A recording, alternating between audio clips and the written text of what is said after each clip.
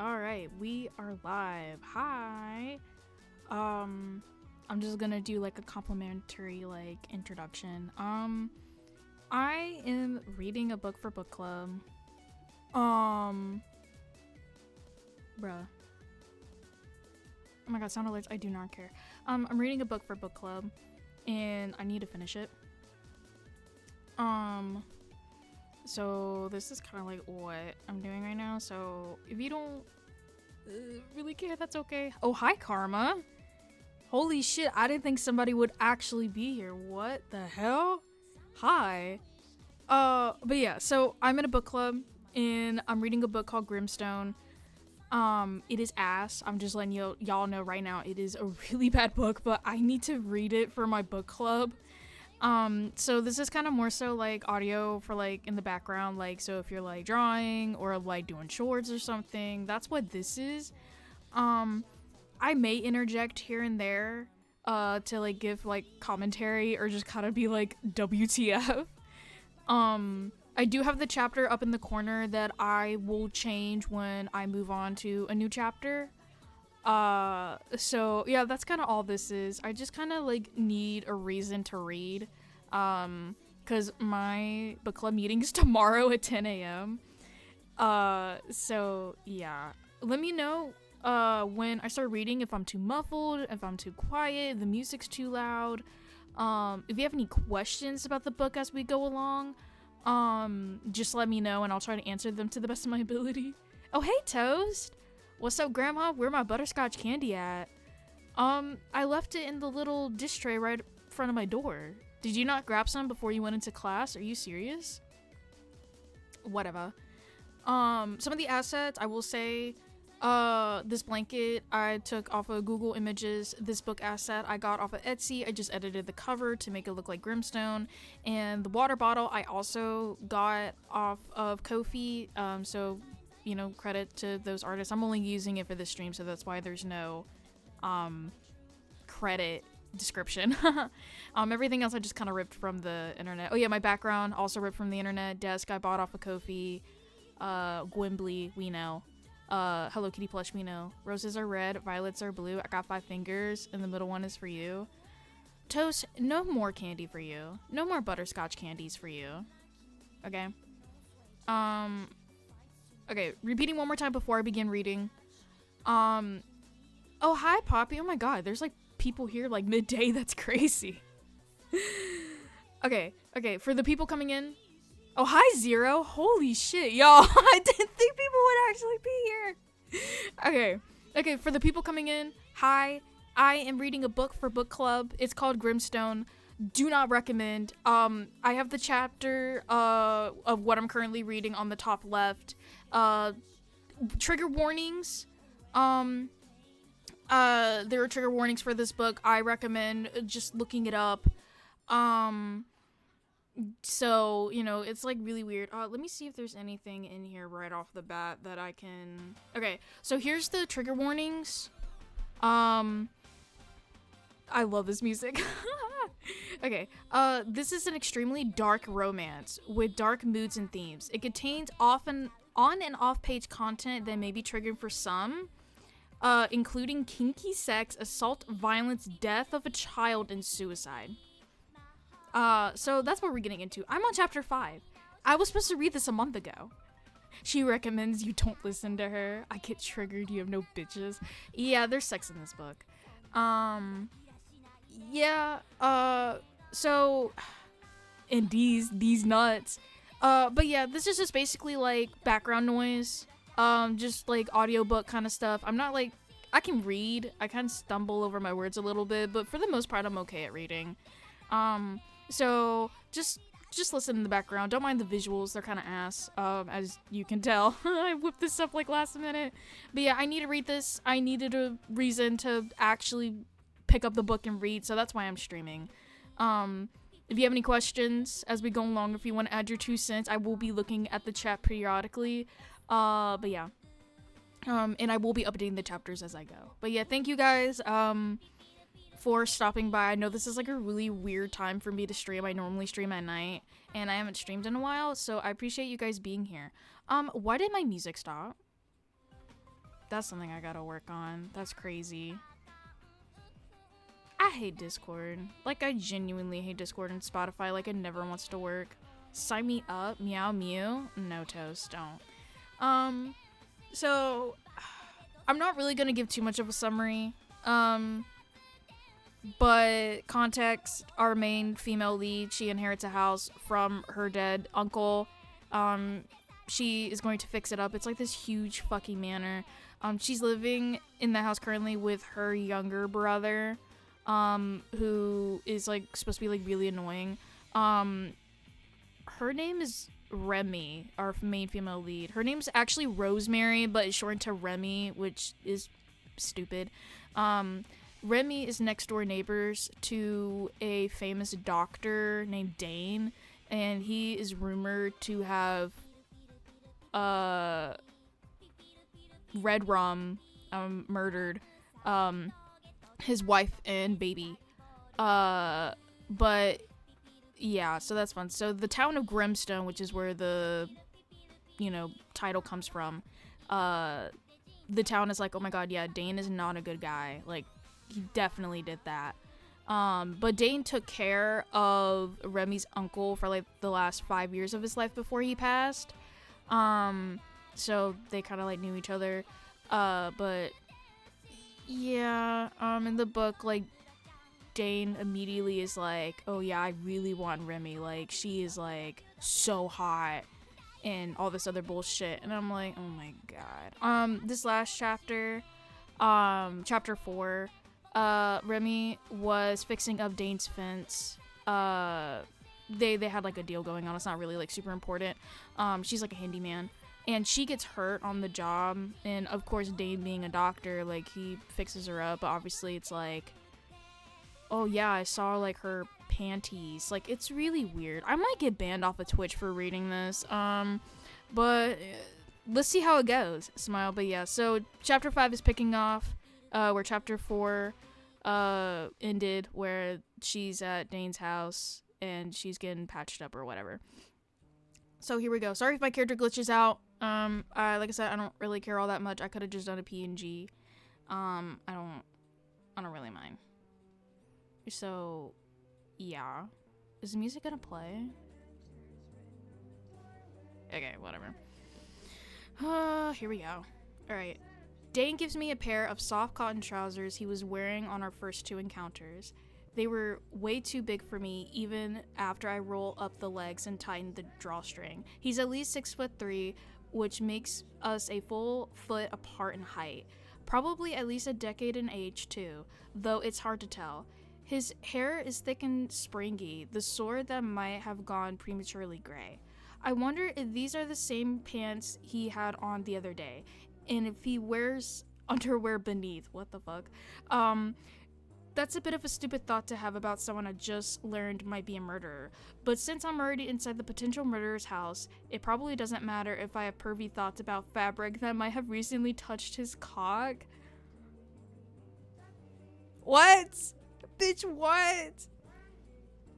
My hormones don't seem to give a fuck about the circumstances of the encounter. It shouldn't be hot to be bleeding all over someone's couch, especially not when it hurts like a son of a bitch. But I think I have to lose the whole leg not to notice how sexy Dane's hands looks on my body. I hate this shit already. Hands are my kink. They show everything about a man's competence. The way they move, the way they touch. A well-shaped hand resting on a steering wheel or shifting gears. I could come just thinking about it. Me too, Karma, me too. I'm like, what? Dane doesn't just have a surgeon's hands. He has the hands of an artist. I was mesmerized as he elegantly sewed my ragged cut into a neat, smooth line. Maybe it was the pain that made his touch feel so good. Heat seemed to spread from his palms, infecting my blood, setting fire to my brain. I never wanted the stitches to end. That's fucking crazy, considering what I just learned about Dane. Do I believe it? Rhonda's a gossipy old bitch, but that doesn't mean she's wrong. If anyone was going to get away with falsifying... This shit making me choke. If anyone was going to get away with falsifying a medical report, it'd be a doctor. And I was here just 12 short hours ago accusing Dane of breaking into my house. Oh yeah, I kind of forgot to mention that, like, Remy heard noises in her house, and she was full-heartedly convinced that it was Dane in the house. Because they're next-door neighbors, don't even worry about it. But now he's making me a drink and a sandwich, and I'm very susceptible to bribery. Eat, he orders, like there was a chance I'd let a good sandwich go to waste. You lost a lot of blood, and you were going hard out there. Were you watching me? He obviously was. He ran out the moment I hurt myself, and he doesn't try to deny it. It looked like you were trying to fix the whole fence in one night. I like getting shit done. You need an army to fix that fence before dark. I can still try. That's a little delusional. I call it motivated. His mouth makes a funny downward motion that I think is one of his smiles. A dimple appears on the downturned side, a surprising interloper of his cold, stiff face. It's kind of adorable. I bet his wife thought so too. Oh, shut the fuck up, Rhonda. I don't even know if he actually had a wife. Yes, he did. Her husband said it too. Small town gossip. A lot of things get swept under the rug in small towns. I take a huge bite of the sandwich. Yo, if this music doesn't stop, I'm about to go on YouTube. Like, I swear to God, I'm about to go on YouTube, guys. Hold on. This shit pisses me off so bad. I don't know why Discord, Spotify does this shit. Alright, quiet music 1 hour. This is it. I wonder if it'll play. Oh my god, is that loud? Okay. Real? Yeah. Okay. I think y'all can hear it. I'm gonna turn it down a little bit though. Okay. Let me know if that's like too loud, too quiet, you know, whatever. It says it's kind of loud, but we don't care. Alright. I take a huge bite of the sandwich. If Dame wanted to poison me, he could have done it when he injected whatever the fuck that was into my arm. Also, even if he did kill his wife, I doubt he bumps off every random girl who crosses his path. This is fine. I'll be fine. As long as I can stop staring at his body under that shirt. I liked it better when he was bare-chested, but goddamn, can this man fill out clothes. He's wearing charcoal slacks, a few shades darker than his hair, and a crisp white dress shirt. Or at least it used to be crisp. Now blood blooms shockingly bright on the body and sleeves, with a bonus streak down the leg of his trousers. I set my sandwich down, feeling guilty all over again. Now I owe you for clothes too. Dane glances down at himself. Why, because of this? You think I don't know how to get bloodstains out of clothing? A person could take that the wrong way. He gives me a sharp look. Is it better to say it or not to say it? Hey, did you ever have a wife? And if so, did you happen to kill her? Nope, can't do it. I'm too fucking chicken. Instead, after an awkward pause, I ask, are you working tonight? In a couple of hours. Do you always work the night shift? I pretty much have to. I let that hang until he adds sullenly, I have a condition that makes me sensitive to the sun. Oh my god, he's a vampire? Bruh. Oh, I'm trying not to examine him under the lenses of this new information. Like a vampire? Too late. I realize how often he must have heard that stupid joke. Sorry, I mutter. Not as bad as that, Dane lets it pass.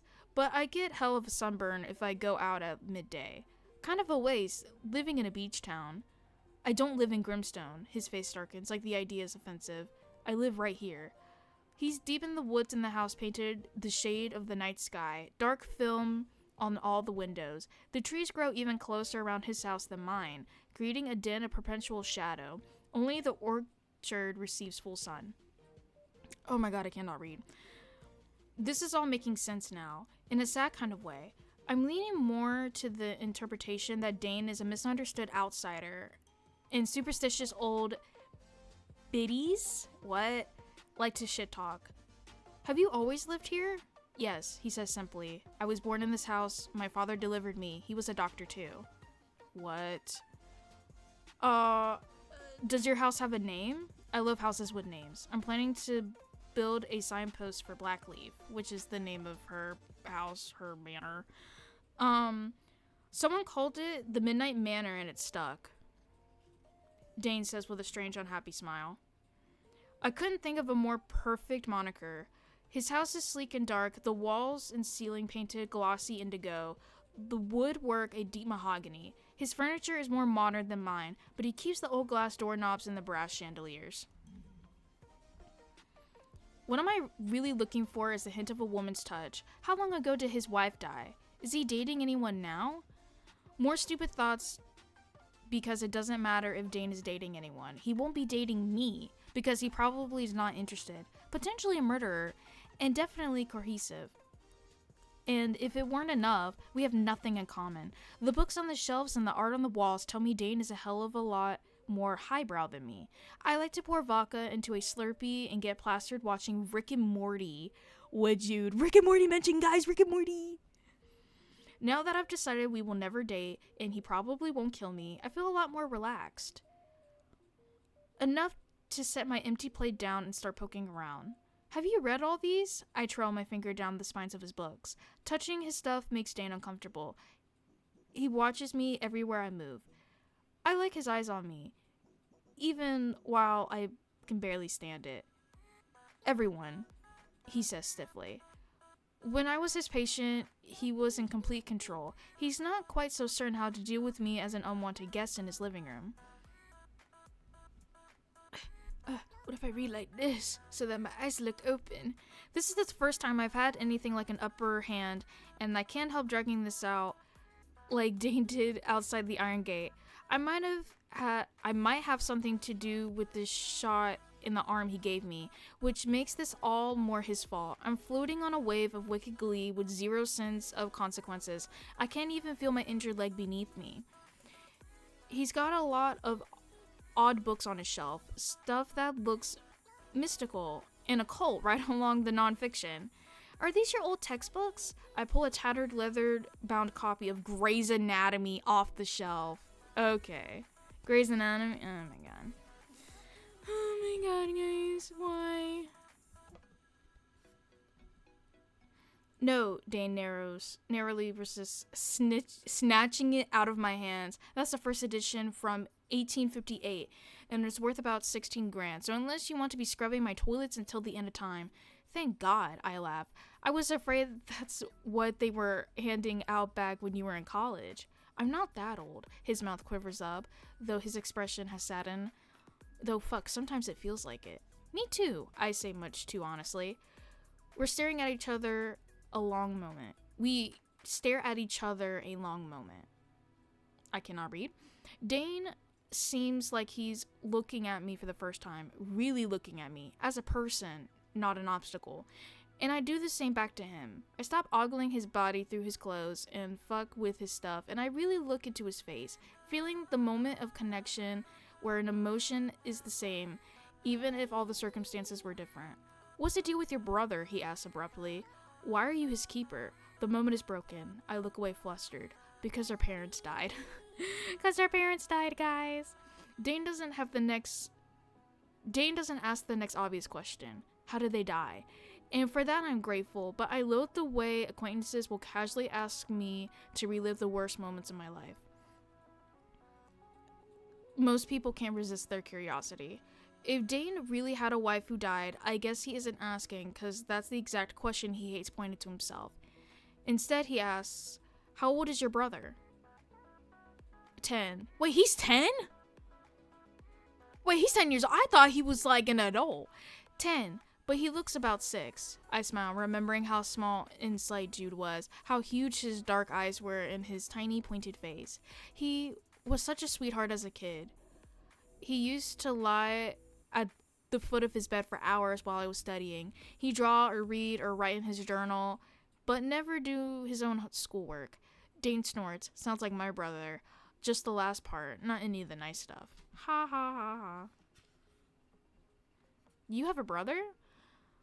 It's good to know Dane has family members still breathing.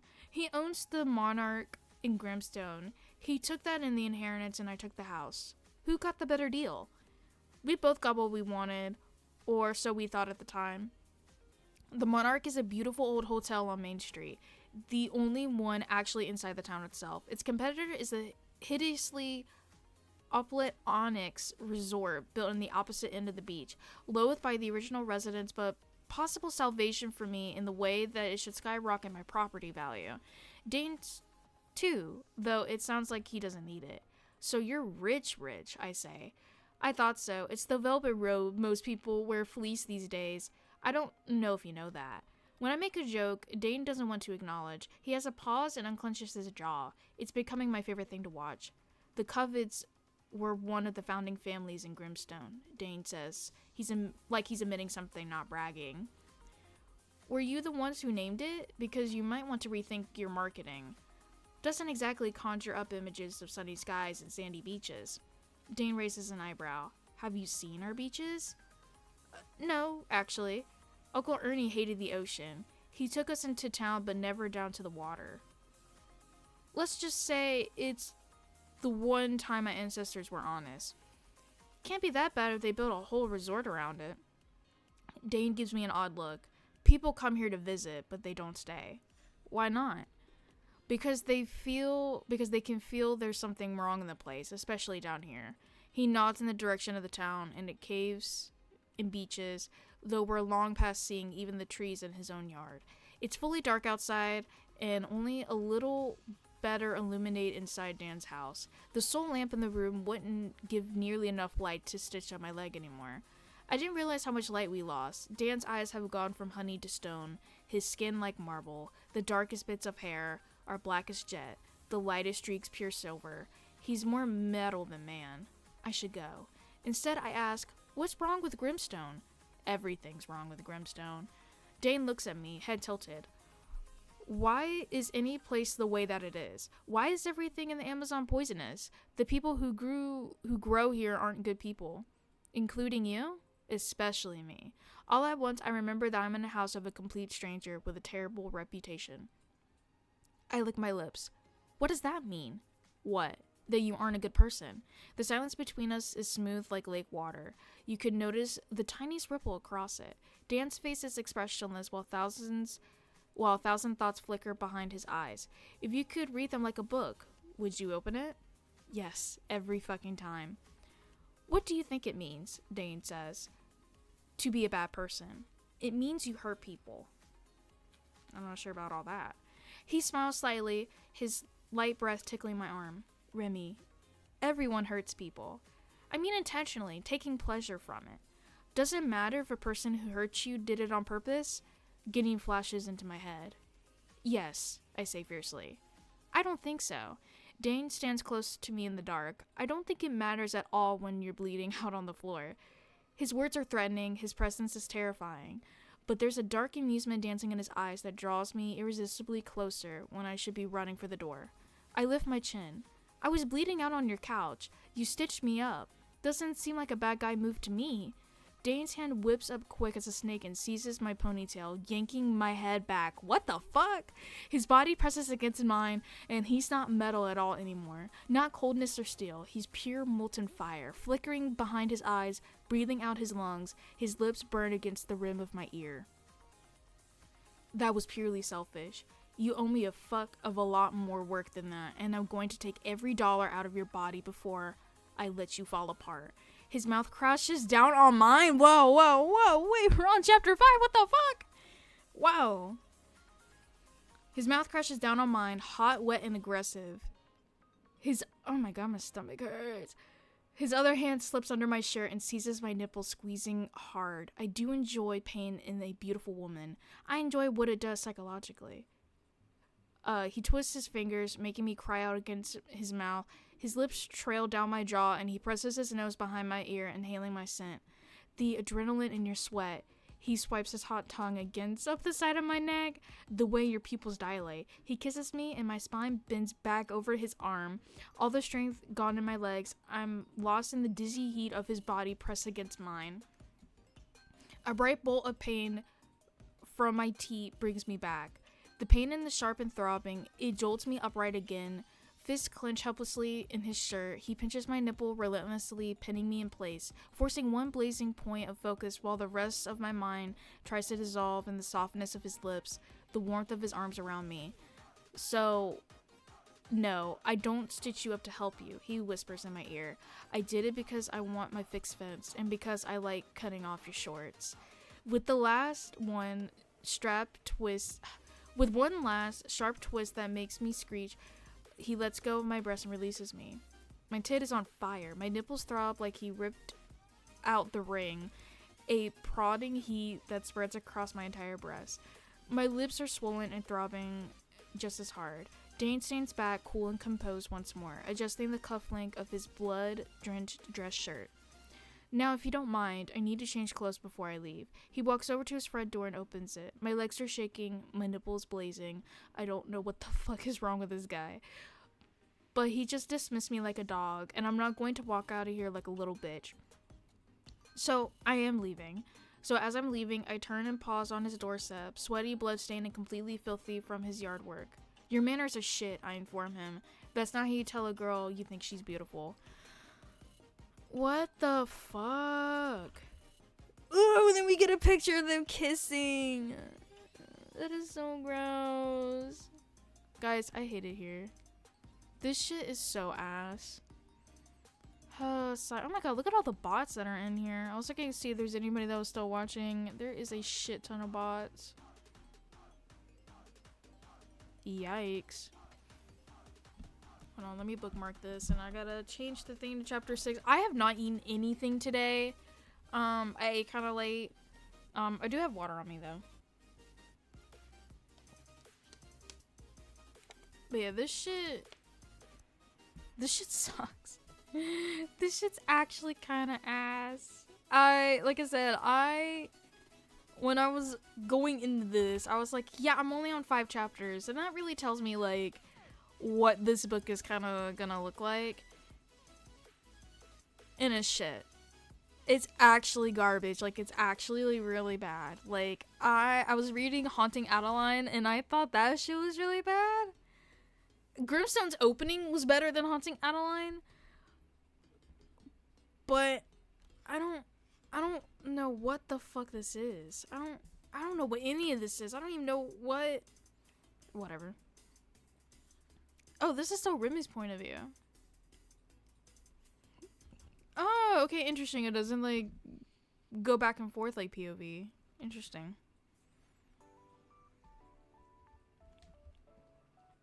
Alright.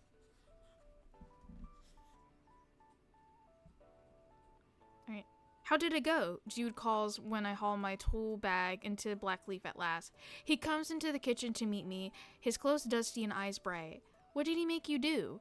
Fix some old fence. I turn and open the fridge so Jude can't see me blush. I'm terrible at lying. There's nothing in there. He reminds me. Oh yeah, what'd you eat? Peanut butter sandwich. You can't eat that every single day. I'm about to make one. Jesus. You can't keep saying that, and yet, here I am. He gestures himself like his continued aliveness means it can't possibly be doing him harm. I don't know, I shrug. I just thought someday you might aspire to have the muscle mass of, say, a 12-year-old girl. Strength is overrated, Jude says. I prefer to use my brain. Is that what you've been doing all day? How come you're filthy? God knows it's not because he finished cleaning out the library.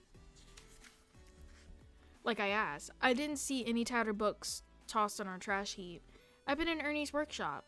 Yikes. Jude's eyes wide and manic. You wouldn't believe the shit he's got in there.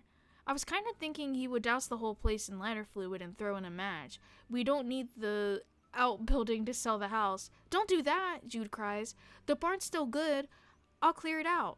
You need to help me in the house. Did you even touch the library? Come on, he wheedles. You could turn it into, like, a really bougie 4-car garage. That would be a good selling feature. God damn it.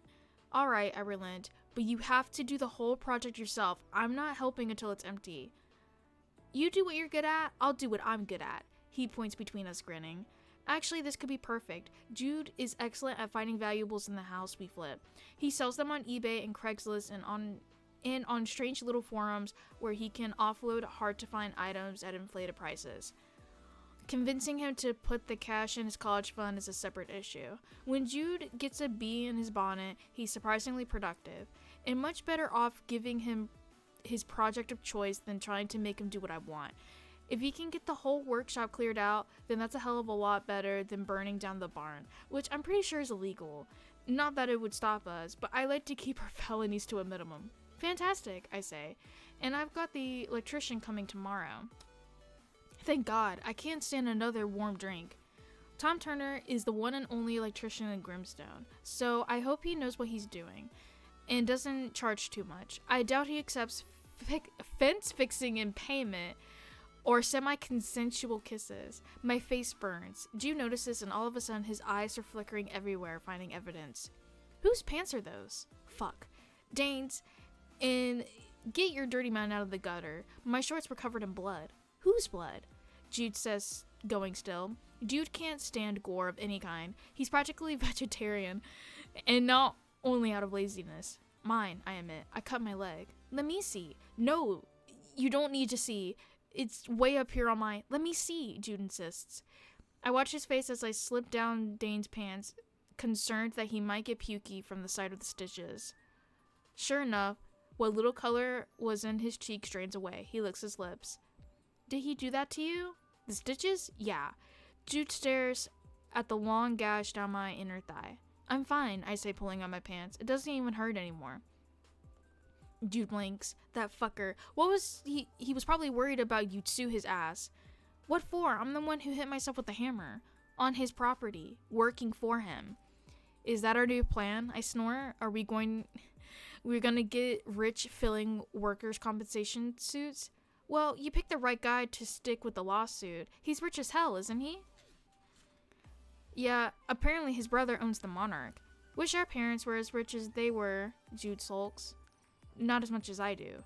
After my parents died, Jude and I learned that they never actually owned our lovely, bright colonial in the Garden District of New Orleans. It had always been the property of a sweet old lady named Brenda, who gave us exactly 30 days to grieve, then informed us of how much rent we owed, including our burns. Oh my god, it's been 30 minutes. Holy shit.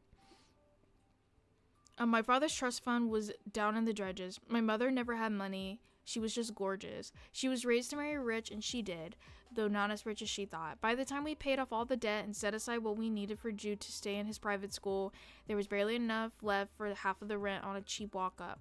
I got a job on a painting crew the next day. I was 18 years old. I'd never even been kissed. Why is that important? Never mind, I say to Jude. I charged my laptop off the battery pack. You want to watch a movie tonight? Jude grins. I got something way better than that. He takes me out to the back garden, overgrown with blackberry bushes and pumpkin vines. He sets up a couple of rickety lawn chairs and intact a sheet against the back of the house. A projector sits on 3 spiny legs, the fourth side propped up on books. Ernie had a generator, Jude says gleefully. Only took me a couple hours to get it working again. He cranks it up, the generator roars to life, spitting black smoke in the stench of gasoline. Bit loud for a movie, isn't it? I yell over the noise. That's why I built this. Jude slaps a pillow stuffed box over top of it. His makeshift soundproofing works well enough that we can hear most of Han's lines from Return of the Jedi. Jude yells out all the best ones anyway. The characters make ghostly shapes on our wall, their faces distorted by wrinkles in the sheets. Moths flutter across the projector lines, throwing shadowy wings 1,000 times larger across our movie. My brother's surprisingly tender about the wound on my leg, insisting on propping my foot up on the pillows and wrapping a blanket around my shoulders. He even built a little fire so we could toast marshmallows. Jude, I say, after I've been eating about 100 s'mores, this is really nice. I know, he nuzzles back smugly on his pillows. I did a good thing. Well, don't get too cocky. You have chocolate on your face. No, I don't, he says, looking haughtily. I laugh because he absolutely does, a big streak across his nose. Jude falls asleep in the middle of the second movie. I clean up the mess and haul my brother up the stairs because Sleepy Jude doesn't give a fuck about my leg. He can't even make sentences. Brush your teeth, I say. Wash, was his response. As I'm following my own advice and brushing my own damn teeth, my phone buzzes next to the sink. Can we just talk? I spit all the warmth of my evening sucking down the drain with the toothpaste. Oh my god, not the X, bruh. Another message flashes up. Remy, I swear I didn't know how. I don't even open the message to read it. Instead, I do what I should have done weeks ago and block Gideon's contact. It's like I turned off a buzzing fan in the room. My speed becomes calmer and quiet and cool. I pad across the room barefoot and slip under the covers, my inflatable mattress crinkling beneath me on a comically opulent 4 poster. Tonight, the creaks and groans of the house are gentle as sighs. I don't hear anything that sounds like somebody moving around, and definitely no piano keys. My body is heavy with exhaustion, muscles aching. God, I kill for a hot shower instead of the minute and a half I manage under the icy spray. Still, I feel surprisingly peaceful, even with my left teeth throbbing. I examined in the mirror. The piercing was perfectly fine, though the nipple is sensitive and red. He pinched hard, and he didn't actually hurt me. Unconsciously, I reach up and pinch the other, like I'm evening them out. The bolt of pain causes an unexpected response lower down. My thigh squeezes together. Oh no, please don't tell me I like this.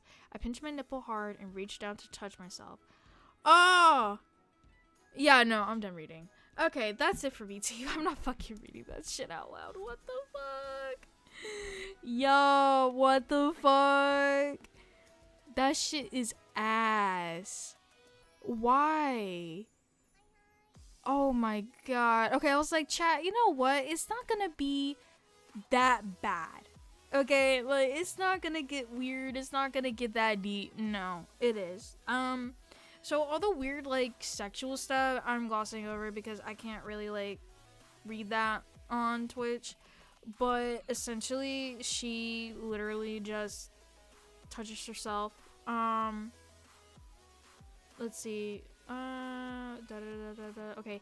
The bite of pain is smoothed by the soft pleasure of my finger. No, I can't read that either. I think of how his eyes caught mine as he worked, and how his dimple popped into view when he actually smiled. That was a real smile, a nice one. It changed his whole face. But those eyes aren't nice at all. I pictured them wickedly narrowed, and the heat of his lips against my ear. I did it because I wanted my fins fixed, and because I liked cutting off your shorts. Okay, I'm skipping a little paragraph. It's just her, like, pleasuring herself. My face in my mind is Dane's, no thoughts of Gideon at all. And that night, I sleep deeply. No creaks or keys played by restless ghosts. It doesn't mean anything, but I do find it interesting when I know Dane was away working all night. Guys, isn't that great? Wasn't that great? Guys, we're gonna go on to chapter 7, and we're finally gonna get a Dane POV. And it's like 2 pages long. God, I didn't think it was gonna be like that far into the thing. Oh my god. Guys, maybe this was a bad idea trying to read this book. Also, I'm really hungry. I should, maybe I'll get like an hour in, and then we'll see how it goes. If I want to read anymore. Oh god. I was supposed to read this for my book club. It's not it, guys. It's not it. Okay, here we go. Dane chapter 7. In the deepest hours of the night, when I return home from delivering a baby and setting a broken arm, Leah is waiting for me, as I knew she would be. Oh my god, my voice, excuse me, guys. I feel her close as I am. I feel her as close as I'm washing at the sink. I straighten, her flawless face reflected in the mirror just behind me, her dark eyes looking into me. You brought her into our house. You prefer I let her die in the yard? She wasn't going to die. When I turned, there's nothing there. I know there's nothing there, but I saw her all the same. I entered the bedroom, stripping off my clothes so I can slip naked between the sheets. Only an hour or two of night remains.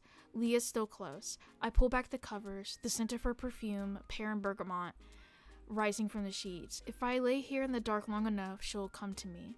But as my head hits the pillow, the image that flashes on the black canvas of my mind are 2 eyes startling open, wide and blue as butterfly wings. My pee-pee swells. I grab it in my hand. I think of Remy's nipples between my fingers, thick and stiff, and run through with metal. The sheets aren't cool anymore. They're heating, and the scent of pears nowhere to be found. Oh no, guys. He's not thinking of his dead wife anymore. He's thinking of Remy. That was a great chapter, guys. 2 whole pages of bullshit. That was so awesome. I love it here. The next morning, Jude's up earlier than usual. Will you drive me into town? He says the moment I step into the kitchen. Sure, what for? 'Cause I'm sick of sitting around here all day. You could try not sitting around. You know what I mean, he says. I'm stir crazy, cooped up here in the sticks. Well, it's been 2 whole days.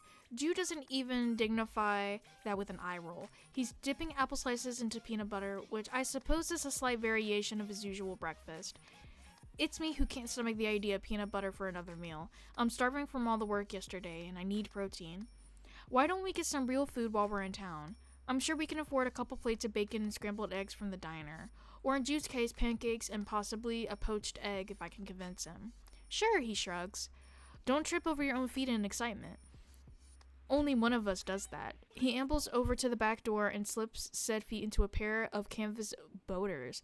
Jude's wardrobe would give you the impression that he's going yachting in an afternoon, or if he's gloomy, he dresses like a cleric. He's been gloomy often since graduating from Newman. For all the trouble he's got into, Jude loved that school. He had a pack of friends he'd roam around with, and I think it was either for him to pretend he was still part of the upper crust, despite our apartment looked like and smelled like. I'm hoping once he's at college, he'll find his feet again. Maybe start dating. He's never had a girlfriend, or at least not one that he told me about. I've wondered if he might be gay, but I haven't noticed any particular intense connections with his male friends either. I thought he was 10. How old is he? I worry about him constantly because I'm always afraid it goes back to losing our parents, or worse, the way that I raised him afterward. I was barely more than a kid myself. I had no clue how to properly help him through his grief except for scourging up the funds for a therapist Jude refused to see more than twice. Fuck, maybe I should see a therapist. I haven't been dealing well lately, especially after all the shit with Gideon. My nightmares are back. The pressure of my head is building. Sometimes I thought I was going insane, but I guess that was gaslighting. That's what gaslighting does to you. Maybe I could have forgotten Gideon if he had just been more honest with me, but he wouldn't even give me that closure. Now he's texting me and calling nonstop after I asked him to leave me alone. Blocking him solves the problem. I should have done it weeks ago like Jude said. I guess I wasn't ready to let go of what I wanted to believe. Thinking about my ex yanks my mood down several notches. Jude noticed this before we've even climbed into the Bronco and handles it with his usual grace. What are you moping about all of a sudden? I blocked Gideon last night. Oh, he glances over as I start the engine. Well, that's a good thing. He had too much power over you. It's called being in love. You wouldn't get it. Your most devoted relationship is with peanut butter. After all the trouble I went through with movie night, Jude sniffs. That was thoughtful. I rest my hand on the nape of his neck, tickling the short hairs back there. Something about that has relaxed from the time we were kids. Our mom was hilarious and adventurous, but not physically affectionate. It was me Jude came for the snuggles. Gideon was controlling. Jude can't resist taking a few more shots at my ex now that we're on the topic. Always telling you what to do and how to spend your money. Well, I think he thought he had the right once we got engaged. Whoa, they were engaged? What the fuck? Gideon seemed supportive when we were dating, but as soon as the ring was on my finger, he had some things to say about my future plans and budgeting. Most especially, my need to pay for Jude's education, not that I ever told Jude that. He and Gideon already had a prickly relationship. They were polite, but I could tell they didn't exactly adore each other, like 2 cats forced into the same house. And we didn't even cohabit. Gideon and I planned to get our own place once Jude was in college. Thank God we never did. It would have been a hell of a lot more difficult to entangle our lives. All I had to do was drop off a box of stuff Gideon left strewn around my place, minus his DMX t-shirt. The box looked so pathetic there on his porch, a 3-year relationship and it all fit in a 3 cubic feet. It's over, I promised Jude. We'll see, he gives me a look. I know why he doesn't trust me. Gideon and I have broken up before and gone back together. He's very convincing and I'm honest with myself. I'm too easily convinced. Sometimes I believe what I want to believe. That I have someone who loves me, will be there for me when I feel so goddamn alone. Well, I'm not going to do that anymore. I'm going to believe that evidence in front of my face, and I have more than enough when it comes to Gideon. A fresh start, a real change, that's why I'm here. I left old Remy in New Orleans. Her soul lies abandoned in the smiling couple's selfies on Gideon's porch. Now I'm here in the tiny diorama of the town, quaint as gingerbread, dark as a fairy tale. Jude looks around with interest as we drive into Grimstone. He hasn't been here since he was small. In a gorgeous autumn day, the bright drifts of leaves making Main Street look particularly picturesque. The buildings are old-fashioned and mostly neat, though there are some newer shops and restaurants sit next to a stranger, shabbier establishments.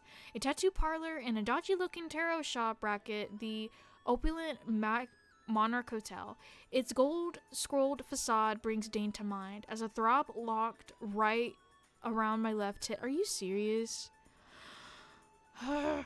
I have the oldest urge to peek inside and see what his brother looks like, but I doubt anyone with the last name Covet would work in the front office.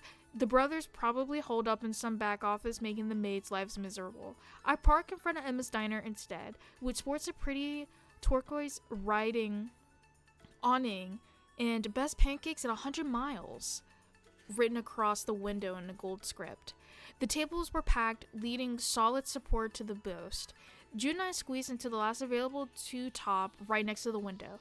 The waitresses are hustling. The girl who comes to our table has a mischievous face, bright orange hair and two buns, and an adorable gap in her teeth. "Hiya," she says. "What can I get you to drink?" "Black coffee," Jude says. I ask, "Do you make lattes?" "Absolutely. In fact, I'm the one who can make that hunk of junk work." She points her pen at a contraption with so many brass knobs and tubes that, at first, I think is a church organ and not an espresso machine. "Latte it is," I say, smiling. "You got it." She doesn't bother to write that down on her pad. I watch her fire up the espresso machine with as much stem and churning as a locomotive. Next in the machine sits a notice board pampered with local jobs, advertisements, and a missing poster for a friendly-looking dog. "You can leave me here in town," Jude says. "I want to explore a bit." "You'll call me later when you want to ride home?" "Yeah, or hitchhike part way back." "No, that's super sketchy." "I'm not the type to get kidnapped," Jude says, "on account of the penis." What? That doesn't keep you safe. My goal in life is not to be safe. Well, my goal is to keep you alive, unfortunately, so call me a ride, and I mean it. Dude shrugs irritably. He's getting tired of my coddling. I know I should stop, but if anything, I feel more productive than the average parent. It's only because I know how easily you can lose the ones that you love. Jude is all I have, and all that I've got, even if I'm annoying the hell out of him. Our waitress returns with the most beautiful latte I've ever beheld. She's made a little scene and swirls of browns and cream, a pumpkin, a bat, and milk foam ghost. I finally understand the urge to post a picture of my food because it's too pretty to drink without ceremony. "You're an artist." "Only with food," she laughs. "You two in town for the weekend?" "Longer than that. We're renovating the Blackleaf house." She gasps. "No shit, my cousin's coming over this afternoon. Tom, he's an electrician." "Oh," I laugh with her. I've never been more excited to see somebody. We're dying for hot showers. "I'm Emma," she sticks out her hand. "This is your place?" I'm impressed. She can't be past in her 30s, and plus, she's hot. I know that shouldn't factor into me being impressed, but it does. I've always suspected if I were truly stunning, I lacked motivation. I was kind of expecting an older lady with a beehive. Immigrant. Oh my god. Oh shit.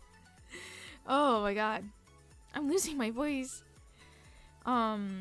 Immigrants. I've only been up and running 2 years. Give me another 20 and that's exactly what I'll be. This is my brother Jude. Welcome to Grimstone. I love it already, Jude says, unsmiling. This is my first hot coffee in 3 days. He's really been through it, I tell Emma. You can never understand his pain. Her laugh makes the whole day better. God, I'm so glad to have somebody new in town for longer than a week. You've got to come with me and meet everybody else. There's a bonfire tomorrow night. Oh my gosh, she's already making friends, guys. Oh my goodness. Sounds great, I say before Jude can make a face or an excuse. He's always nervous meeting big groups of people. Fantastic. Emma scribbles her digits on her older pad and rips off the top sheet. Text me something so I have your number. I'll send you the details. Can we just order? Jude says pensive. Depends on what you want. Emma smiles and saucy. Emma's smile is saucy. You're way too late for my famous. I know the ending. Everyone dies. Bro, Karma, I can't believe you're still here, Lamau. I hope so. I hope everybody does die. That would actually make this book 10 times better. Depends on what you want, Emma smiles saucy. You're way too late for the famous blueberry pancakes.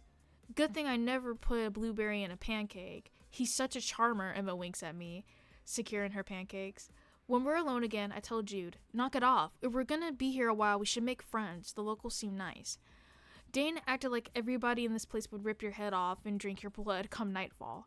Jude is unconvinced. You think everyone's nice? They mostly are. No, he says with seriousness, they're not. This is why you always get burned, Remy, because you only see the best in people, like Gideon. Okay. I'm sorry I even brought him up. There were 100 signs before you'd finally admit, okay, I cried. I won't think people are nice, especially Emma. Look at her over there. Emma's currently laughing with the darling old man, and I'm pretty sure offering him a bag of free muffins to take home. She's clearly awful. Even Jude had to snort at that. Alright, so Emma's a saint. What about everybody else? I reach over to mess with his hair. It's sweet that you're being productive. Don't get used to it. He sips his coffee, pinky in the air. 1 good deed per day out of me. Wouldn't want to exhaust yourself, I snicker. Against my better judgment, I leave Jude to poke around Grimstone on his own and head back to the house to meet Emma's cousin. Turns out there was no need to hurry because Tom is 2 hours late. He finally rolls up in a truck even older and uglier than mine, looking distinctly rumpled and smelling of last night's beer. I can't really give him shit about it, since he's my one and only option. Remy, I say, sticking out my hand. Well, hello there. He pushes back the brim of his cap to give me an up and down. That's some hair. Hark, who's talking? The curly mullet escaping from under his hat is the same carroty shade as Emma's. Fair enough. His grin is bright and charming. Also like Emma's, minus the gap in the front of the teeth. The cousins are indefinitely more similar than Jude and me, but we're like a joke of genetics. So how can I help? I might have the worst job in the world for you. Aussie Toast, hi! How are you? I'm reading, if you can't tell. I'm reading a very horrible book because I'm reading it for my book club. So yeah, but I hope your day's going well. My sales pitch sucks. I should have practiced. Tom only shrugs. Used to work at the slaughterhouse. Can't nothing in your walls be worse than that. I like your attitude. And your fluorescent hair discount. I add that last bit, hopefully. It's hacky, but I'll try anything. Tom eats it up. Absolutely. His grin lands lazy on my face, and he stays there as he smiles. Us miscreants gotta stick together. It's kind of fun following Tom's hulking frame as he crawls through the attic, shimmies across the roof, examines the electrical panel in the cellar, and even drops down inside the walls to peek behind the old appliances. We're really getting into the bones of the house. We're filthy and grinning by the time we emerge. Tom scribbles up a quote for me. It's not too terrible. If you help a bit, I could probably do it for, I don't know, about this. He passes over a scrap of paper with the estimate at the bottom. It's a hell of a lot better than I feared. Generous, even. He's hooking me up. Which could create its own set of problems. I hope I didn't lay it on too thick about the discount. I haven't quite snuck into... Whoa. Sorry guys. It's... I hate this book. Which could create its own set of problems. I hope I didn't lay on it too thick about the discount. I haven't quite snuck into sucking D for construction favors, and I prefer to keep my terrible blowjobs decisions centered around drunken late night guys. Thanks, I say, trying to strike exactly the right balance, but because I'm an idiot, I add, I know you could have snuck it to me way worse than that. Tom gives a low huffing laugh. That's not how I like to stick it to pretty girls. Someone shoot me so I can stop making things worse. Well, thanks again. I don't know if that makes it better or worse. Tom just grins. Let me get my tools. Bless him, Tom is my new best friend until we have lights and a stove that works. Can I see your kit? I ask, Guardy peeking in. Tom hauls a dusty bag out of his truck. You really are gonna make me fall in love. Oh my god, maybe somebody halfway decent and not our actual male lead? That's crazy. That's crazy. Alright, we are on chapter 9 now. And we're getting a Dane POV. Yay! Finally! Maybe it won't be 2 chapters long. I have so much alpha talk brain rot that pretty girls make me cringe. Real. Oh my god. Let me get a sip of water. I'm about to lose my voice. Oh god. Oh my goodness, I need to eat soon too. I just started the stream like randomly. But yeah, I'm in a book club and this is one of the books that was suggested, so I need an excuse to read it. And this is what this is, but I didn't realize I might not be able to read all of it because of TOS, so that's fun. I hate Booktok. Like, I don't ever go on this shit, like, ever, so this is against my will, guys. So, I was popping my fingers. Sorry if you heard that. Okay. Here we go. Fun. Dane POV Chapter 9. If I'm awake, I can hear every car that passes down my road. If I could be in a coma and still hear Tom Turner's truck, I glance out through the polarized glass and watch him roar past, his tan muscular arm resting on an open windowsill. The bolt of jealousy that hits when I see him heading up to Remy's place is swift and alarming. I barely know this girl and I shouldn't give 2 shits about who visits her, but I haven't been able to get her out of my head. Huh? What do you mean, huh, Karma? What do you mean by that? She's the reason I'm awake so early. After fevered dreams of sun-warmed flesh and nipple-piercing cool as a silver, unmelting ice, she draws an aggression out of me I thought was long gone. Until that kiss, I barely lived inside my body. I was trapped in my brain, tortured by thoughts, while the rest of me moved around cold as an automation. Now I'm living, breathing, walking again, full of impulses and strange new purpose. I ate a monstrous breakfast when I woke, have a pack of bacon, an omelet, and buttered toast. This shit making me hungry. I ate right by the window, looking out the back garden. It's completely different in the day, dull and unamusing. But to me, it's always beautiful because I planted every bit of it myself. That garden saved me. A pack of bacon? That's a lot of bacon. I know. Well, half a pack of bacon. But yeah, that's still a lot of bacon, like, Jesus. Alright, but to me, it's always beautiful because I planted every bit of it myself. That garden saved me. I'd burn my whole house down before I'd lose it. Nothing, I'm like fading in and out. Nah, real. That's kind of me with this book. I'm just like, is anything gonna happen? The thought flashes in my head to show it to Remy. As someone who works with her hands, who builds things, I have a feeling she'd appreciate it. Having her in my home yesterday was strangely enjoyable. Nobody but my brother has crossed the doorstep in years. The women I fuck are almost exclusively vacationers. I pick them up at a local bar and take them back to their own hotel rooms when I feel like doing all that. I haven't had the urge in months, maybe even a year. Time is a thief and a liar, until Remy showed up. I hadn't realized that Ernie's been dead for 3 years. How pathetic is that? My closest friend was the ailing lunatic who happened to live next door. Fuck, I miss him. Red flag, not gonna lie. Oh no, this dude is like a total red flag. Like, nah, like, fuck this guy. This shit sucks. As an empath. No, real? Same. Total empath. Like, I get that. God. Ernie's mind worked about 10 times the speed of anybody else. He talked a mile a minute, 1,000 ideas and jokes and connections, leaping from topic to topic too quickly to keep up. He's held an entire conversation himself, both sides doing different voices for each speaker, impressions of the people in our own town, politicians, celebrities, characters of his own invention. He inhabited a world 6 inches in front of his eyeballs, and when he'd come back to me, he'd be panting and sweating, and I'd be laughing so hard my side hurts. Remy's funny, not like her uncle, but also a little bit like him in a way. She talks straight from her brain, telling you things she really shouldn't. The thought of Tom Turner at her house, probably half drunk, sneaking looks at her phenomenal ass, puts me in a dark mood. What? Bitch, what?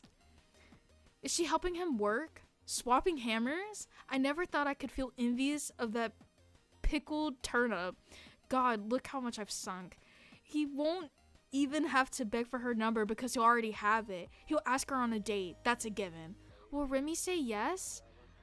I'd like to think she has better taste, but I've seen her clothes. She's not coming back to work on my fence for 2 more days. I'm like, Remy, I talk from my leg. Real. Oh shit. Guys, this book is so ass. This book is really bad. Please don't read it. I mean, you can listen to me read it, but like, don't waste your money on this. Also, I blame my book club member that recommended this shit. They're not watching this stream, but if you ever come across the VOD, I blame you, just so you know. You swore up and down this would not be like the last book that we read, and this is even worse. How could you? How could you? Okay, where am I? I drag her out every damn day, but I want to... Okay, I misread that for a second. Huh? I want to drag her... I mean, they ain't wrong. This is different. No, okay, Okay, so the first book I read for book club, and I was 5 chapters away from finishing it, actually. I read Haunting Adeline. Okay, I don't know if you've read that book, but the premise of it being like a dark romance, spicy book, they're like the same idea.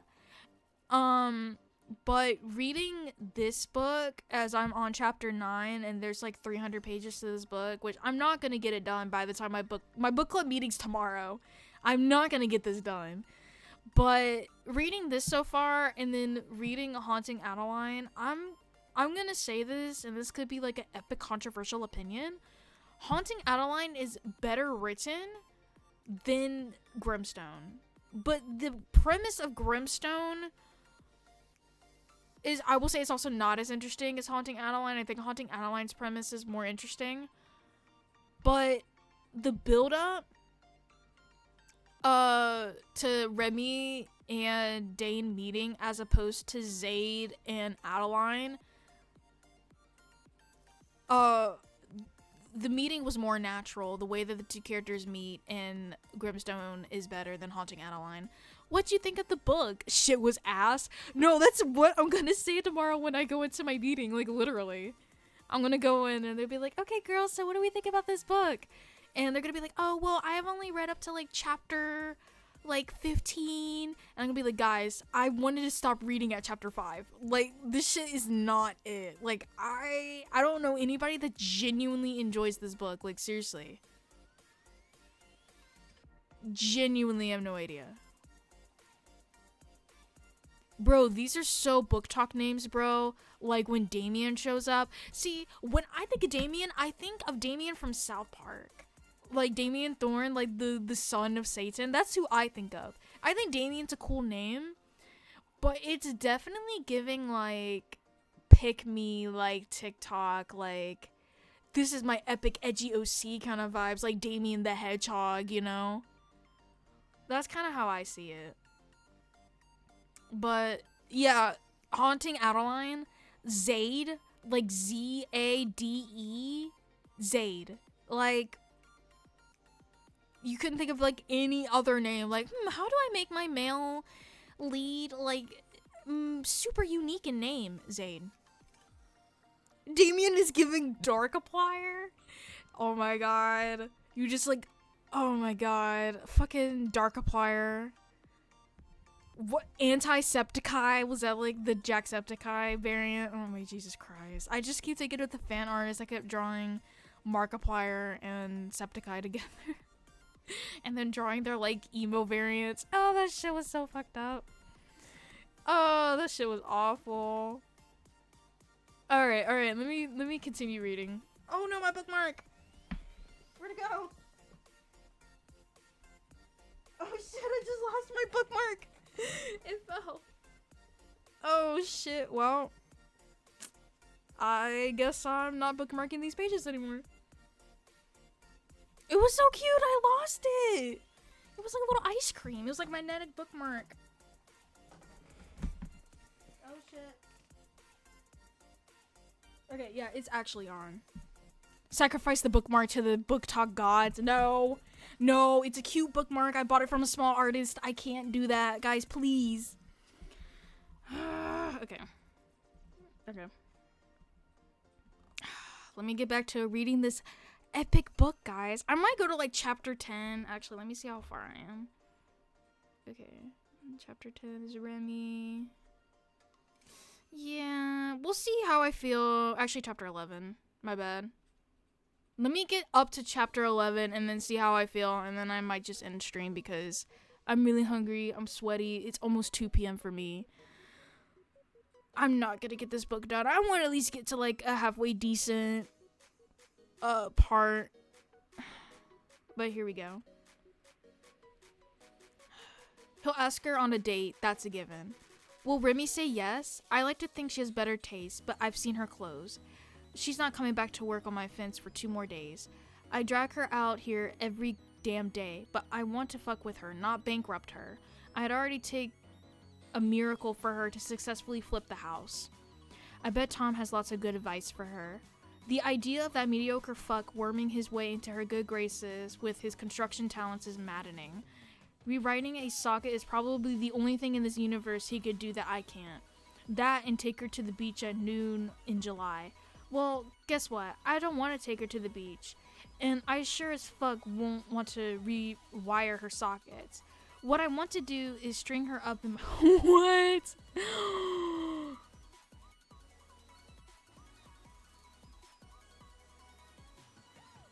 Guys, I might have to end this shit here. Yo. I actually can't read this shit on Twitch. I actually can't.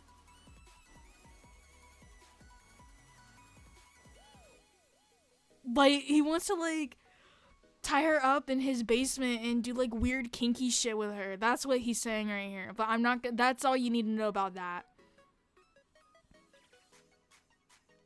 We wire a socket.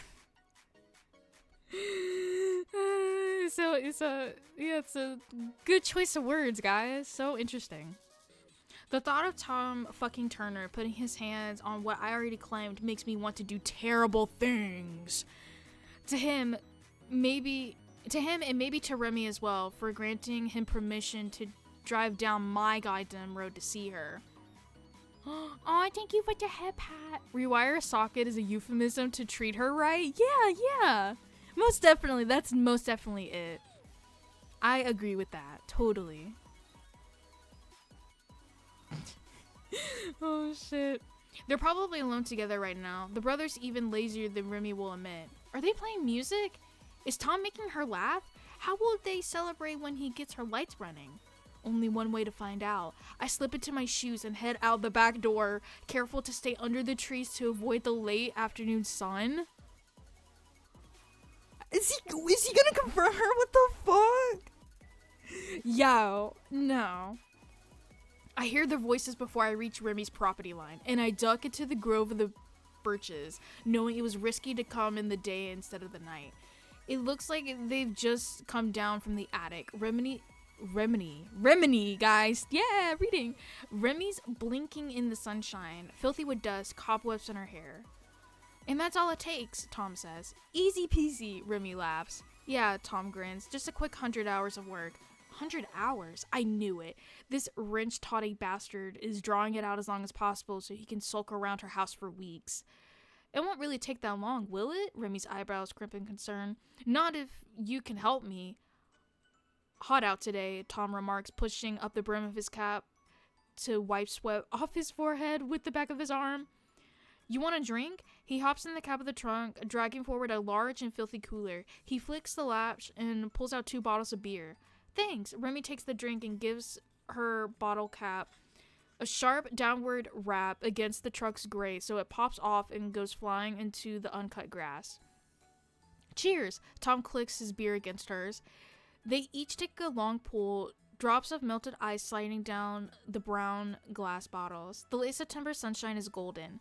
Bits of shade floating through the air. Remy's tan glows bronze, her black eyebrows making fun shapes as she chats with Tom. Tom's lazy smile gets wider. the bottle cap is going to fuck up a lawnmower. That's what I was thinking too. I didn't want to say nothing, but yeah, maybe that'll happen at a later time, guys. Maybe that's a scenario that she's gonna mow her lawn and then the bottle cap fucking ricochets and like hits her or some shit, and then Dane's gotta save her again. Oh shit. He leans back against his truck, arms resting alongside the gate. He shucked off his plaid shirt to show off the undershirt beneath his brown freckled arms. In a moment I can never share with Remy, and not only because it would turn my face as red as Tom's hair to stand in the sun. Remy looks calm and relaxed, like people never do around me. Even half my patients are afraid of me, probably more than half, but they don't have a lot of options after 6 p.m. Most of the time, that's exactly how I like it. But right now, when Remy's lit up like a sunset, gold skin and violet hair, dazzles of silver in her nose and across her full lower lip, when she throws her head back and gives her cackling laugh, it's almost enough to make me want to trade places with Tom. Especially when she lets her hand rest just a moment on his arm. Almost but not quite, cause Tom's a fucking idiot and I'm going to get exactly what I want out of Remy. I decide for a certain right there in that moment. I'm going to taste that mouth again, and I'm going to feel her firm little body in my arms, and I'm going to make her respond to me exactly how I want. And Remy, my messy, stubborn, rebellious little treat, is going to look up into my face with so much more than calmness. She'll look at me with a kind of desire that makes her legs go limp and her thoughts melt out of her brain. Why is it always sex with these people? Why? Now I gotta use a broken keychain clip as my bookmark. Guys, what the freak? I hate this shit. I hate this shit. Alright, chapter 10. Yay, last chapter, most likely. Because I'm gonna be honest with y'all. This is really bad. Like, this is really bad. Like, Haunting Adeline, when I was reading it, I could at least laugh at all the stupid shit, okay? I was like, guys, this is so stupid. This is so fucked up. But it at least had, like, interesting stuff going on.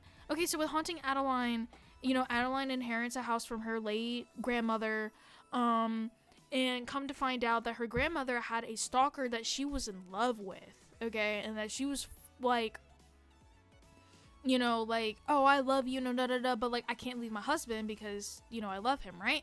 So, it was entirely possible that the grandmother got killed by the stalker, but we don't know for sure. That's the mystery that's going on in this book, right?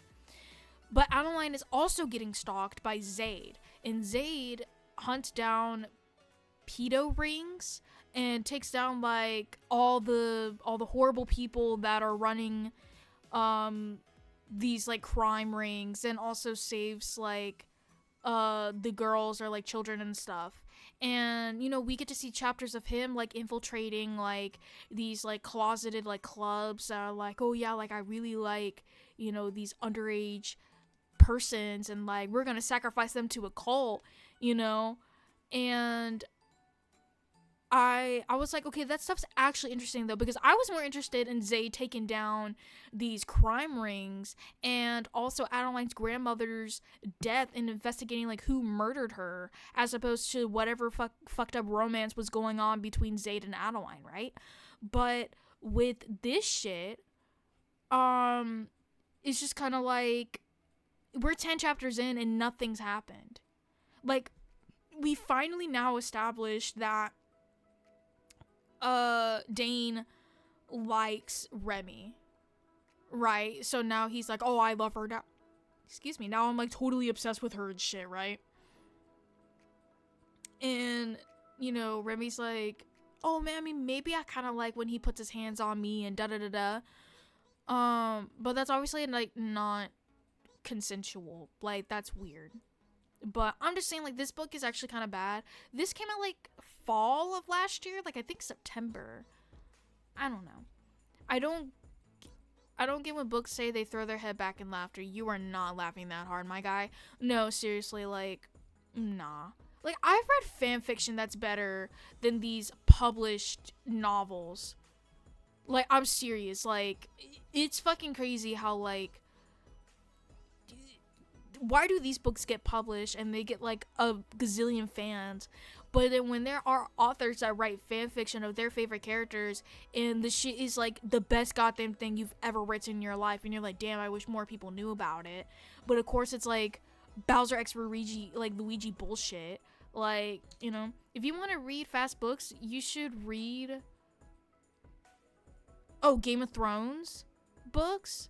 Is that what the GOT means? I'm really shitty at acronyms. That looks like it says Game of Thrones. Smile. Yes? Okay, cool. I don't know, like, okay, so here's my thing. Like, I read fan fiction. Like, I'm not, like, afraid to admit that kind of shit. And I do like the romance stuff. I do like the adventure. I do like, you know, but if it's, like, long-winded books, like, I know Game of Thrones has, like, a lot. Harry Potter has a lot of books. You know, I can't. They're called Song of Fire and Ice. Oh, okay, I get you. Okay, I see now. It's like, if it's very long-winded, my attention span is like really short. Okay, like it's very small. So like if I'm not immediately like interested in the book, I'm not gonna read it. Or like if I feel like I can't read it, I'm just gonna leave it. That's why like I'm literally streaming right now, forcing myself to read this goddamn book to at least get to like a decent point in the series that like I could just be like, yeah, so that I'm at least a little acknowledged, or like have a little knowledge in my book club tomorrow. So yeah, I'm like the same way in the Game of Thrones books went hard. No, I've watched like the first 2 seasons of the TV show, which I know they're not like comparable, but I do like the story like in the TV show, and I'm pretty sure the books are like 10 times better. It's kind of like The Walking Dead. Like, I watched the TV show before I read the comics, and the comics are, like, way better in a lot of instances. Especially with the characters that they keep alive. Smile. Oh, I love drinking water. I really need to eat, guys. Like, I'm so starving. I'm gonna read chapter 10, and then I'm gonna hop off and, eat and relax for a little bit, because this shit... Like, Jesus Christ. Oh my god, this is a great thumbnail. Oh, shit.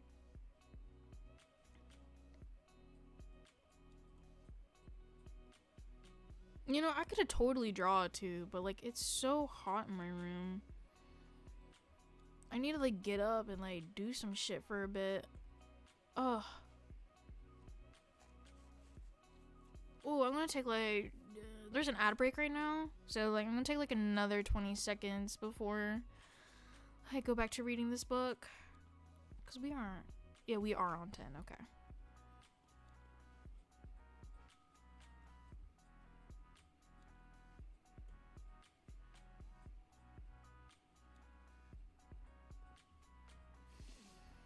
Ooh.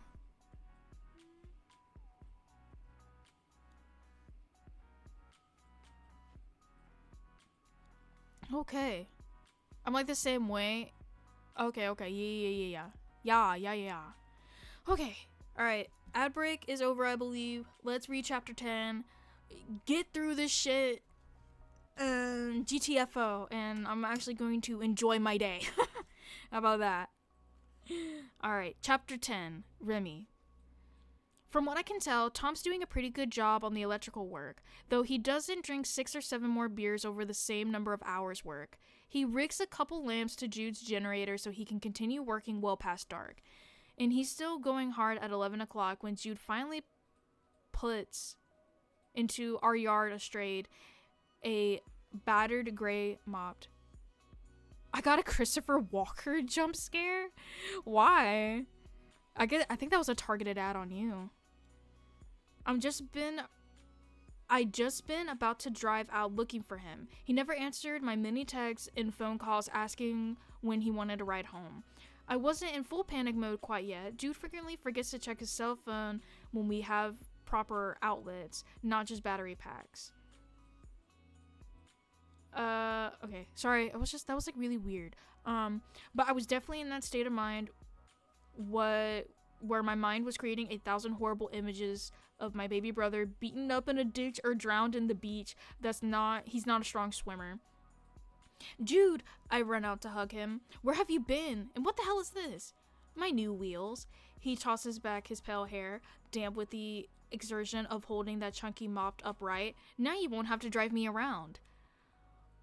When did you learn to ride a moped? Today. I could have guessed that from the way he wobbled into the yard. I bit my tongue on the probability of him getting pancaked by a semi-truck, and also the stupidity of him not wearing a helmet. But can't hold back. How much did it cost? With queasy concern for his college fund, he shoves down a kickstand. Relax, $800. The thing barely started, and I tinkered it up enough to get back to the house. Jude is a genius with small machines. As long as he can sit while he's working, concentrating for longer than 10 goddamn minutes, he can fix almost anything. Okay, I say like he return it if I withheld permission. Whose truck's in the yard? He asked suspiciously. The electrician. He's still here? Yeah, lucky for us we could have lights within the week. Tom comes out of the house hauling his tool bag, an extension cord wound around his arm like a lan. Larnet? I'm a clown, I can't read. That's it for tonight, he says, and then, hey there, to Jude. Jude gives him a nod. Thanks for coming out. I give Tom my hand to shake, feeling warm and grateful at the prospect of hot showers. His hand closes rough and dusty around mine. My pleasure. His fingers slide across my knuckles and lets go. Jude raises an eyebrow. To distract him, I say to Tom, I met your cousin. Emma? He brightens. You try her food? She's the best in town. Better than the chef at the Monarch. Ask anybody. I don't have to ask. I had her biscuits at Benny this morning. Tom groans. Don't even mention her biscuits. I'm starving. I like to offer him a snack for all the hard work, but I'm not sure if we've even got peanut butter. Jude sucks at rationing. How about you? Tom gives a certain kind of look. You want to grab a pizza or something? You could come too. He invites Jude as an afterthought. Wow, thanks. Jude doesn't even pretend to smile. Maybe next time. I step between the two of them to block Jude's dirty glare. I'm beat, thanks though. How about tomorrow? Tom persists. There's gonna be a bonfire down at the beach. A bunch of townies are coming. Locals, I mean. Emma mentioned that. I glance at Jude to gauge his resistance. Sounds fun. Jude looks sullen but not impossible to convince. Cool, Tom says. We'll see you in the morning. Jude seems to be the only logical one here. You best be suspicious, man. No, for real. Also, thank you for the posture check. Ugh, you're gonna hear my chair. Ugh. Ugh, I'm trying to pop my neck. Do you ever, like, have that, like, bone or something that you really just, like, need to pop? Like, you know, like your fingers or, like, your elbow or something. Or your wrist. For me, it's my neck. Like, I feel like I have to pop it. And I used to be able to do it once upon a time, but I can't do it anymore. Alright. Yeah, thanks again. We really appreciate it. Both of us. I give Jude a nudge. Thanks, he says, expressionless. As Tom's truck rattles off, Jude mutters, he sure doesn't waste his time, does he?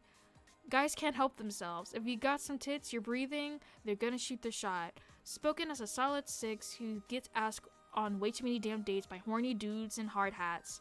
Jude gives me an odd look. You think you're a 6?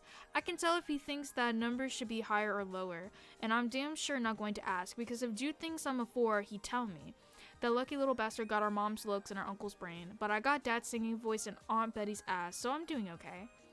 I just mean, you know, I'm not everybody's cup of tea, and that's fine. I'm not trying to be. Wait, isn't this her brother? This is kind of weird. Yeah, it's like, well, I mean, because also, like, he's, like, younger, so obviously, and also they only have each other, so, you know, he's just kind of like, you think you're, like, a 4? Like, no, you're like, you're my sister. I think you're really pretty. I think that's what they mean by that. So, miserably, I can imagine for the billionth time what Gideon's new girl looks like. I never did find out. Probably tall and blonde like his exes. I guarantee she's got bigger tits than me, because it would be hard not to. Jude mutters, did the redhead amoeba get anything done, or was he scamming you the whole time? He did a lot. But we're talking about her boobs with him.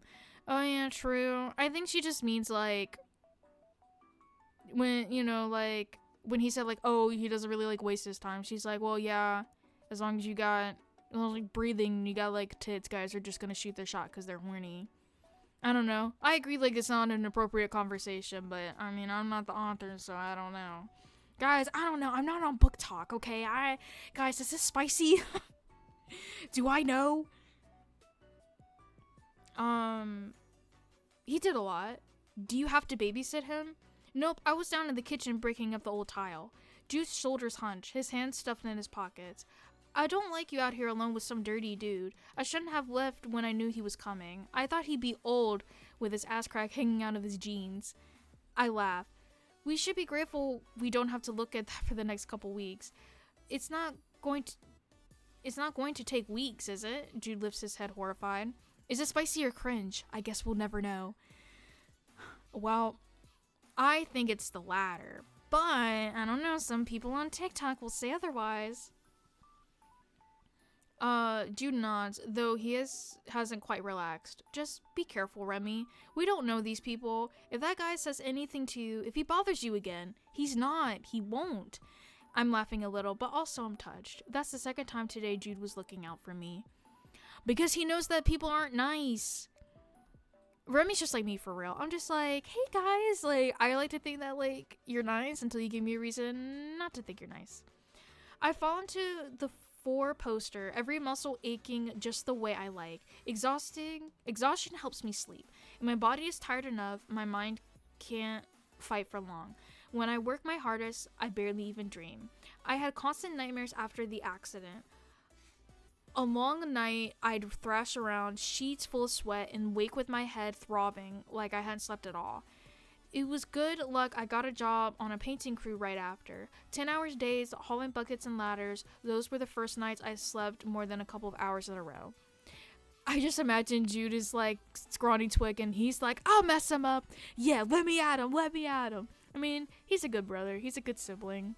A very good voice of reason in this book, I think. Comparing it to Haunting Adeline again, because I mentioned before, these books are very similar. Adeline had a friend who was also supposed to be her voice of reason, but like after a few chapters where it was obvious that Adeline was just gonna have adult relations with her stalker, her friend was just like, okay, I mean, you do you, boo, as long as you're happy. And I'm like, okay, but if that was my friend, I'd be like, bitch, you stupid. Why? You know? But whatever. At least Dude's like has a brain in this book. But then he's gonna see it as like, you know, the obstacle, because it's like, no, you shouldn't be with the weird murder doctor. Come on, sis. You know, that he's the problem, right, guys? Like, oblivion is rest, absence is peace. I don't want to dream. But I guess busting up all those kitchen tiles wasn't enough to wipe me out. Almost as soon as my head hits the pillow, the room seems to tilt and spin. The shadows of branches reach across the floor like fingers. My friends have been hearing you in the background. Oh, hi, Karma's friends. Sorry for my piss poor reading, Lamau. The wind washes against the windows, branches scratching. Raindrops lash the glass, damp and cold leak down the chimney. On my mattress of air, I rock and shiver. Gust of wind, icy black waves. Darkness so deep, the moon floats above an ocean of oil in a sky made of ink. Hammering Dad's door, a small hand clutched in mine. I moan and writher on the bed. Banging, banging, why doesn't he answer? Smoke rolls down the hallway. We start coughing. Jude's worse than me. I make a fist and pound hard on the door. The wood splinters, the door swings open. Dad's hung on the handle, lurching. The whole ship is tossing, nobody steering. Smoke rolls in the room, he blinks in a haze, his eyes glassy and dazed. What's happening? Fire, Dad, I'm screaming. Smoke burns in my throat. The ship's sinking. Holy shit, they were on a boat! He stands there frozen and dumb, like he can't understand, like he can't even hear me. In the dream, his paralysis affects me. It spreads like frost up my legs, though my body down my arms. Cold grips my chest, my heart, my lungs. I can't breathe, can't scream, and I'm pinned in place, unable to do anything but stare upward through the spiraling darkness. I zone out for 1 second and suddenly shit's fucked. I know. That's why I'm like, wait, they're on a boat? There's no way. My eyes open. I'm seeing the room around me, but also the shape of my dream laid over top. A pale face floats in the window, staring down at me. I see the figure, but my father's blank face. We're locked in place. This faceless man watching, and me pinned to the bed, paralyzed. Until at last I scream, and he drops out of sight, the dream dissolving, the hold broken. I bolt up in the bed, sweating, my t-shirt drenched. There's no face in the window, nobody's around. But he was there a moment ago, someone as dark and solid as the trees outside, except the dream blurred his face. My heart is rabbiting 1,000 beats a minute, my breath coming ragged. I force myself to inhale and exhale deep and slow. First get control, then take action. I picture my father saying these words. I'd rather think of him calm and encouraging instead of remembering his awful white frozen face. I pictured the way his eyes crinkled at the corners and the little brown freckles on the edge of his beard. Only one problem, Dad. I haven't had control in a very long time. I cope and I make it work, but those aren't the same things. Still, I make myself count breaths until my heart slows a little. I hate the paralysis dream. This isn't the first time I've had it, or even the 13th. On my list of most hated nightmares, it ranks around the middle, behind the ending where fire seeps down the hallway and burns us all alive. In the one where the ship rolls over and everything hangs upside down. The ending I hate most of all is the one closest to what actually happened.